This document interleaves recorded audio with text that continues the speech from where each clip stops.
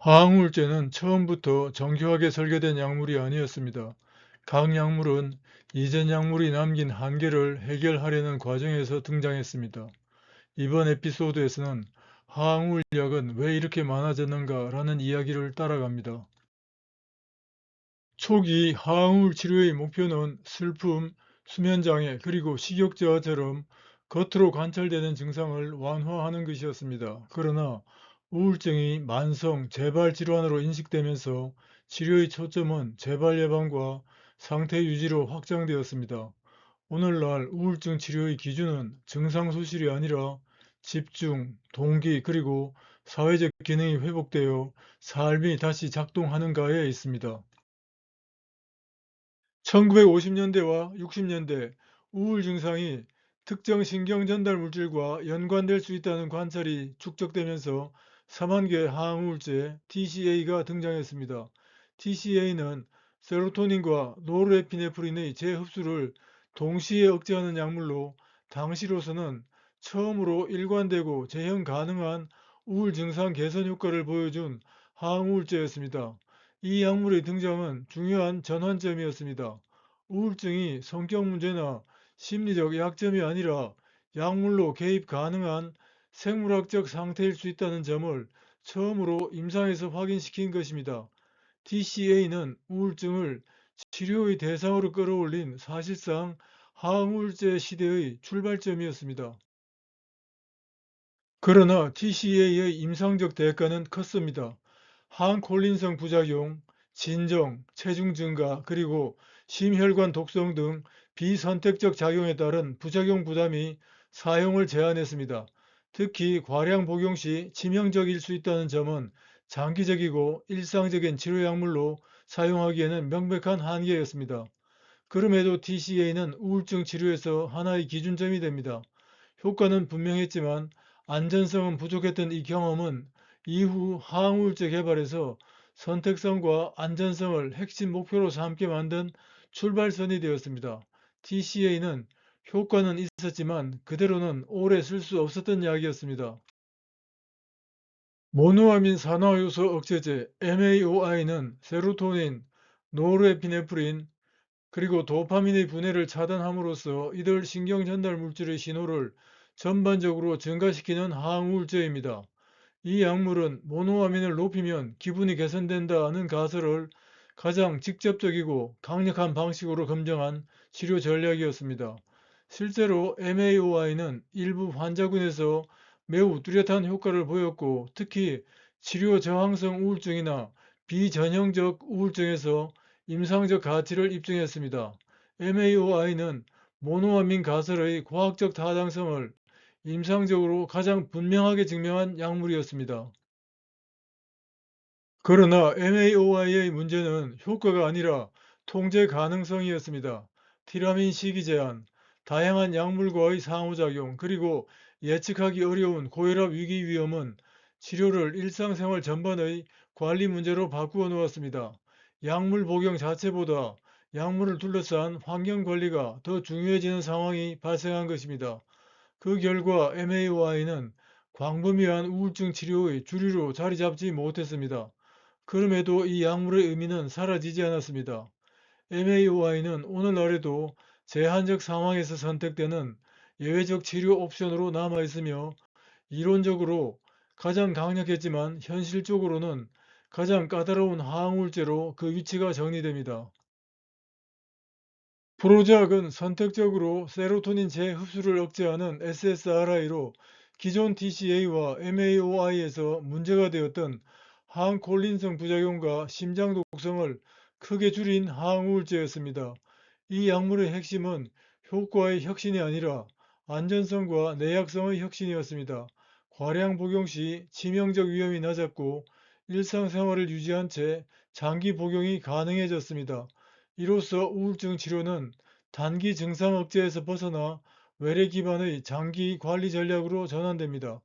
프로작의 등장은 SSRI를 항우울 치료의 새로운 표준으로 자리 잡게 만든 결정적 계기였습니다.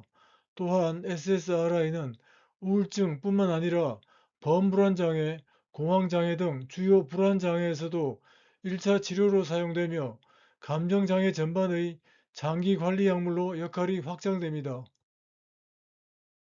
그러나 프로작은 모든 우울 증상을 해결하지는 못했습니다. 무기력, 동기 저하, 집중력 저하 같은 증상에서는 효과가 제한적인 경우가 적지 않았습니다. 또한 성기능 장애, 감정 둔화, 초기 불안 악화와 같은 SSRI 특유의 부작용도 임상에서 분명히 관찰됩니다. 이는 우울증이 세로토닌 하나의 문제로 설명되기 어렵다는 점을 다시 드러냈습니다. 이 한계는 항우울 치료의 다음 질문으로 이어집니다. 세로토닌 조절만으로 충분한가? 아니면 다른 신경 전달 물질 축을 함께 다뤄야 하는가? 이 질문이 이후 SNRI와 도파민 축의 약물로 확장을 촉발합니다. SSRI 이후에도 무기력과 에너지 저하가 여전한 환자들이 있었고, 이는 세로토닌만으로는 설명되지 않은 영역이었습니다. 이 요구에 가장 먼저 응답한 약물이 벤라팍신으로 세로토닌 재흡수억제가 주된 작용이었고, 노르에피네프린 재흡수억제는 고용량에서 나타났습니다. 이를 통해 항우울 치료는 기분 안정에 머무르지 않고 각성과 에너지 회복의 영역으로 확장되기 시작했습니다. 그러나 노르에피네프린을 통한 각성과 에너지가 회복하기 시작하는 용량대에서 불안, 심계항진, 그리고 불면 등과 같은 과각성 부작용도 함께 증가했습니다. 즉, 벤라팍신은 과도기적 SNRI 약물이었습니다. 이 한계를 극복한 약물이 둘록세틴입니다.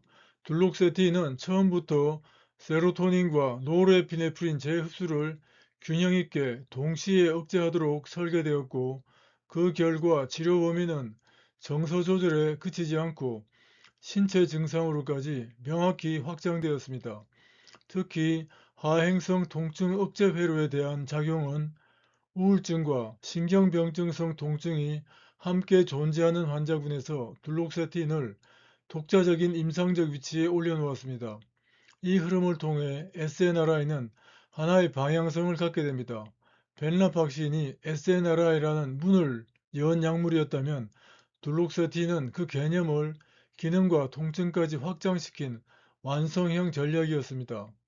이로써 항우울 치료는 더 이상 기분 증상의 완화에 머무르지 않고 에너지, 기능 저하, 그리고 통증을 함께 고려하는 통합적 치료 전략으로 진화하게 됩니다.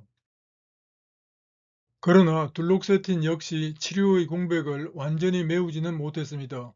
노르에피네프린 조절로 인해 일부 환자에서는 불안 증가, 혈압 상승, 그리고 위장관 부작용이 나타날 수 있었고, 치료 효과 역시 환자군에 따라 일관되지 않았습니다.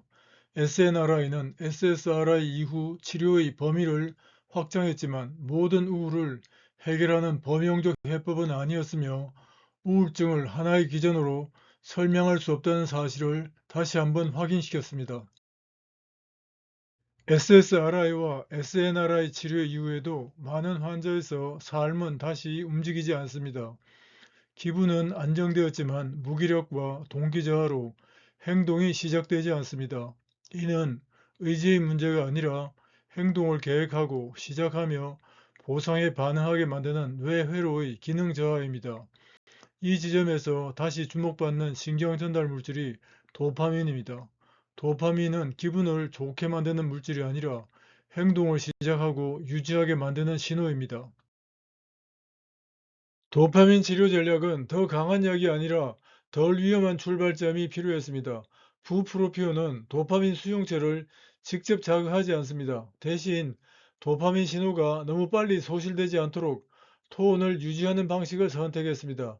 이 접근은 중독을 피하면서도 행동을 시작하고 유지하는 회로를 다시 작동하게 만들 수 있는 거의 유일한 현실적 선택지였습니다. 특히 무기력, 무쾌감, 동기저하처럼 행동 회로의 저활성이 핵심인 경우 부프로피온은 가장 먼저 시도해 볼 수 있는 출발점이 되었습니다.